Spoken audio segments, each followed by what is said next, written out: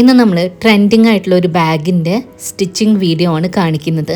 അതിനായിട്ട് ഇതാ main fabric ആയിട്ട് ഈ ഒരു തുണിയാണ് എടുത്തിട്ടുള്ളത്. അത് 2 പീസ് കട്ട് ചെയ്ത് എടുത്തിട്ടുണ്ട്.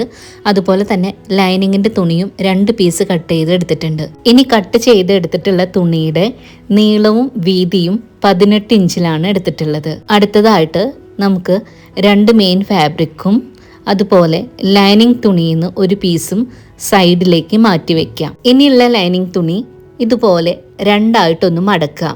ഇനി ഇതിൻ്റെ തുറന്ന വശത്ത് നിന്ന് ഒരു സൈഡിൽ നിന്നായിട്ട് ഉള്ളിലേക്ക് 2 ഇഞ്ച് മാർക്ക് ചെയ്ത് കൊടുക്കാം. മാർക്ക് ചെയ്ത് അവിടെ നിന്ന് വീണ്ടും ഉള്ളിലേക്ക് 3 ഇഞ്ച് മാർക്ക് ചെയ്യാം. ഇനി ഇതാ അടുത്തൊരു വശത്തു നിന്നായിട്ട് ഉള്ളിലേക്ക് 6 ഇഞ്ച് മാർക്ക് ചെയ്തിട്ട് ഇതുപോലൊരു ലൈൻ മാർക്ക് ചെയ്ത് കൊടുക്കണം തുണിയുടെ ഉള്ളിലായിട്ട്. അതിനുശേഷം നമ്മൾ മാർക്ക് ചെയ്ത ഭാഗത്തുമായിട്ട് ഇതുപോലെ 2 ലൈനുകൾ മാർക്ക് ചെയ്ത് കൊടുക്കണം. ഇങ്ങനെയാണുള്ളത്. അതിനുശേഷം റൗണ്ട് ഷേപ്പിലുള്ളൊരു ബൗൾ എടുത്തിട്ട് ഒരു കർവ് ഷേപ്പ് 2 സൈഡിലായിട്ട് ഉള്ളിൽ മാർക്ക് ചെയ്ത് കൊടുക്കാം. ഇനി ഈ ഒരു തുണിയുടെ താഴത്തുള്ള കോർണർ ഭാഗത്ത് ഇതുപോലെ 2 ഇഞ്ച് വെച്ചിട്ട് 2 സൈഡിൽ നിന്നും മാർക്ക് ചെയ്ത് കൊടുക്കാം ഉള്ളിലേക്ക്. അതിനുശേഷം അത് ജോയിൻ്റ് ആക്കിയിട്ട് ഒരു ബോക്സ് ഷേപ്പ് മാർക്ക് ചെയ്യാം.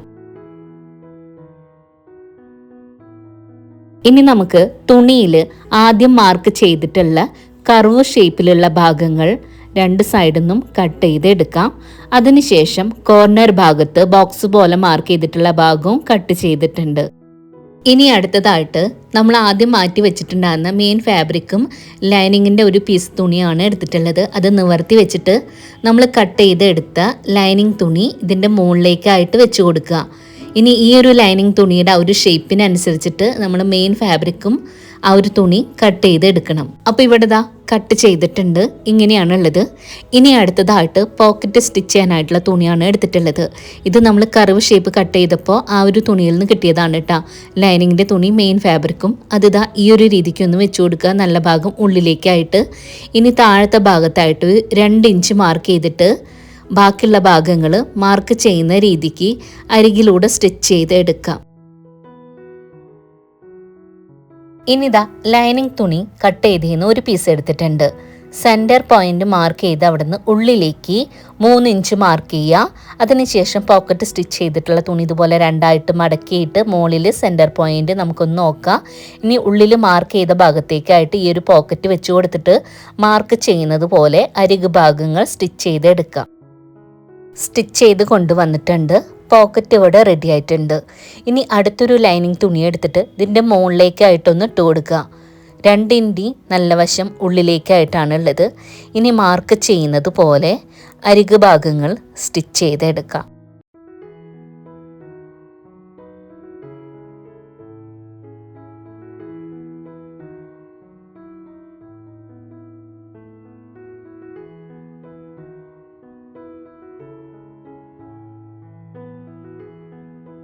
സ്റ്റിച്ച് ചെയ്തെടുത്തിട്ടുണ്ട്. 2 സൈഡ് ഭാഗങ്ങളും സ്റ്റിച്ച് ചെയ്തിട്ടുണ്ട്. അതുപോലെ താഴത്തെ ഭാഗം മാർക്ക് ചെയ്ത രീതിക്കും സ്റ്റിച്ച് ചെയ്തിട്ടുണ്ട്. ഇനി കോർണർ ഭാഗത്തു നിന്നായിട്ട് തുണി ഇതാ ഈ ഒരു രീതിക്ക് കയ്യിലേക്ക് പിടിക്കുക. അരികിലൂടെ ക്ലിപ്പ് ചെയ്ത് കൊടുക്കുന്നുണ്ട്. സെയിം രീതിയിൽ തന്നെ അടുത്ത കോർണർ ഭാഗം ഇതുപോലെ കയ്യിലേക്ക് പിടിക്കുക. അരികു ഭാഗങ്ങൾ ചേർത്ത് വെച്ചിട്ട് ക്ലിപ്പ് ചെയ്ത് കൊടുക്കാം. ഇനി അടുത്തതായിട്ട് മാർക്ക് ചെയ്യുന്നത് പോലെ ക്ലിപ്പ് ചെയ്തതിൻ്റെ അരികിലൂടെ സ്റ്റിച്ച് ചെയ്ത് എടുക്കണം 2 സൈഡും. അപ്പോൾ ഇവിടെ ദാ കോർണർ ഭാഗങ്ങൾ 2ഉം മാർക്ക് ചെയ്ത രീതിക്ക് സ്റ്റിച്ച് ചെയ്ത് എടുത്തിട്ടുണ്ട്. ഇനി അടുത്തതായിട്ട് മെയിൻ ഫാബ്രിക് കട്ട് ചെയ്തതെന്ന് ഒരു പീസ് തുണി എടുത്തിട്ട് ഇതുപോലെ വെച്ച് കൊടുത്തിട്ടുണ്ട്. അടുത്ത പീസ് തുണി എടുത്തിട്ട് അതിൻ്റെ മുകളിലേക്കായിട്ട് ഇതുപോലെ ഒന്ന് ഇട്ട് കൊടുക്കുക. 2 ഇഞ്ച് നല്ല ഭാഗം ഉള്ളിലേക്ക് ചേർന്ന് വരുന്ന രീതിക്കാണ് വെച്ചിട്ടുള്ളത്. ഇനി ഈ ഒരു മെയിൻ ഫാബ്രിക്കിൽ നമ്മൾ ലൈനിങ് തുണി സ്റ്റിച്ച് ചെയ്ത രീതിക്ക് തന്നെ 3 അരികു ഭാഗവും സ്റ്റിച്ച് ചെയ്തെടുക്കണം. അതുപോലെ തന്നെ 2 കോർണർ ഭാഗവും സ്റ്റിച്ച് ചെയ്തെടുക്കാം. അപ്പോൾ ഇവിടെ ദാ മെയിൻ ഫാബ്രിക് നമ്മൾ സ്റ്റിച്ച് ചെയ്തെടുത്തിട്ടുണ്ട്. 3 അരികു ഭാഗങ്ങളും അതുപോലെ 2 കോർണർ ഭാഗവും സ്റ്റിച്ച് ചെയ്തെടുത്തിട്ടുണ്ട്. ഇനി നമ്മൾ നേരത്തെ ലൈനിങ് തുണി സ്റ്റിച്ച് ചെയ്ത് വെച്ചതാണ് എടുത്തിട്ടുള്ളത്. ഇപ്പോൾ ദാ ലൈനിങ് തുണിയുടെ നല്ല വശം പുറത്തേക്കും മെയിൻ ഫാബ്രിക്കിന്റെ നല്ല വശം ഉള്ളിലേക്കും ആയിട്ടാണ് ഉള്ളത്. ലൈനിങ് തുണി സ്റ്റിച്ച് ചെയ്തത് ചെറുതായിട്ട് മടക്കിയിട്ട് മെയിൻ ഫാബ്രിക്കിന്റെ ഉള്ളിലേക്കായിട്ട് ഇതുപോലെ വെച്ചു കൊടുക്കുക. 2 മുകളിൽ ആ ഒരു സ്റ്റിച്ച് ചെയ്തിട്ടുള്ള ഒരു ഭാഗങ്ങൾ അരികു ഭാഗം ചേർത്ത് വെച്ചിട്ട് ആ ഒരു ഷേപ്പിൽ നമുക്കൊന്ന് പിൻ ചെയ്ത് കൊടുക്കാം. 2 സൈഡ് ഭാഗങ്ങളും ആ ഒരു രീതിക്ക് തന്നെ പിൻ ചെയ്ത് കൊടുക്കണം. ഇനി നമ്മൾ ഇതിൻ്റെ മോൾ ഭാഗത്ത് അരികിലൂടെ ആ ഒരു ഷേപ്പിൽ പിൻ ചെയ്ത് കൊടുത്തില്ലേ, അത്രയും ഭാഗങ്ങൾ നമുക്ക് അരികിലൂടെ സ്റ്റിച്ച് ചെയ്ത് എടുക്കണം.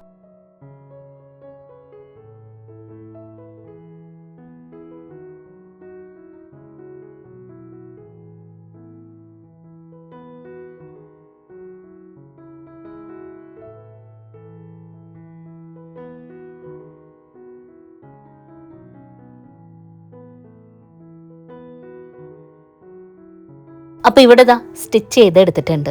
ഇനി അടുത്തതായിട്ട് സ്റ്റിച്ചിങ്ങിൻ്റെ മേലെ തട്ടാതെ സ്റ്റിച്ച് ചെയ്തിട്ടുള്ള അത്രയും അരികു ഭാഗം ചെറിയ ചെറിയ കട്ടുകളൊന്ന് ഇട്ട് കൊടുക്കാം.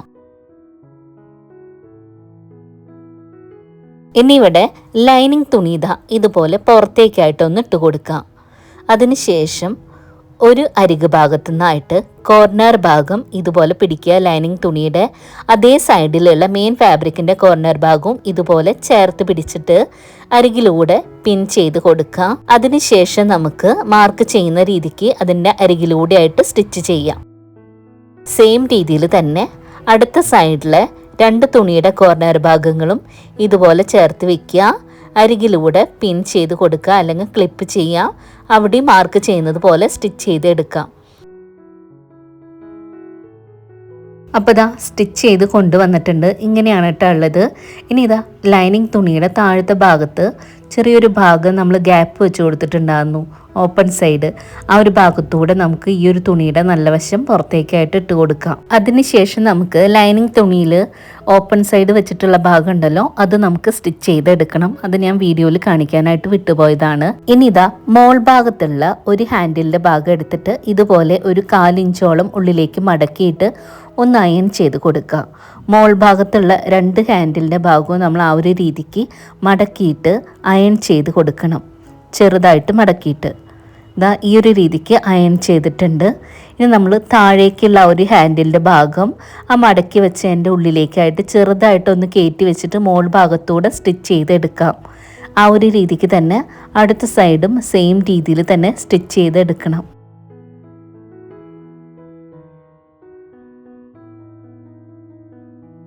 അടുത്തതായിട്ട് മുകളിൽ നമ്മൾ ആ ഒരു ഷേപ്പിൽ കട്ട് ചെയ്തിട്ടുള്ള അത്രയും ഭാഗം അരികിലൂടെ ആയിട്ട് സ്റ്റിച്ച് ചെയ്തെടുക്കാം. സെൻറ്ററിലെ ഭാഗവും സൈഡിലേക്കുള്ള ഭാഗങ്ങളും. അങ്ങനെ മുകളിലുള്ള എല്ലാ ഭാഗങ്ങളും അരികിലൂടെ സ്റ്റിച്ച് ചെയ്തിട്ടുണ്ട്. ഇനി നമ്മൾ ഹാൻഡിലിൻ്റെ ഭാഗം ജോയിൻ്റ് ചെയ്തില്ലേ, ആ ഒരു സെൻറ്റർ ഭാഗത്ത് നിന്ന് താഴേക്ക് 2 ഇഞ്ച് മാർക്ക് ചെയ്ത് കൊടുക്കാം. 2 ഹാൻഡിലും ആ ഒരു രീതിക്ക് മാർക്ക് ചെയ്ത് കൊടുക്കണം. ഇനി ഹാൻഡിലിൻ്റെ സെൻറ്റർ ഭാഗത്തു നിന്നായിട്ട് 2 ഇഞ്ച് മാർക്ക് ചെയ്തിട്ടുള്ള അത്രയും ഭാഗം ഇതുപോലെ ഒന്ന് മടക്കിയിട്ട് അരികു ഭാഗത്തൂടെ സ്റ്റിച്ച് ചെയ്ത് എടുക്കണം. ഇതുപോലെ തന്നെ അടുത്ത ഹാൻഡിലും സ്റ്റിച്ച് ചെയ്ത് എടുക്കണം. അപ്പോൾ ഇത്ര തന്നെയുള്ളൂ. വളരെ എളുപ്പത്തിലാണ് ഈ ഒരു ബാഗ് ഉണ്ടാക്കിയിട്ടുള്ളത്. ഇതിൻ്റെ വീഡിയോ നിങ്ങൾക്ക് ഇഷ്ടമായെങ്കിൽ മറക്കാതെ ഒന്ന് ലൈക്ക് ചെയ്യുക. നിങ്ങളുടെ 1-2 ഫ്രണ്ട്സിന് ഷെയർ ചെയ്ത് കൊടുക്കുക. നിങ്ങളുടെ അഭിപ്രായം എന്തായാലും ഒരു ഹാർട്ടെങ്കിലും അറിയിക്കുക. ഈ ഒരു വീഡിയോന് ഒന്ന് ഹൈപ്പ് ചെയ്യാനും മറക്കരുത് കേട്ടോ. അടുത്ത ദിവസം നല്ല വീഡിയോ ആയിട്ട് വരാം. Thanks for watching.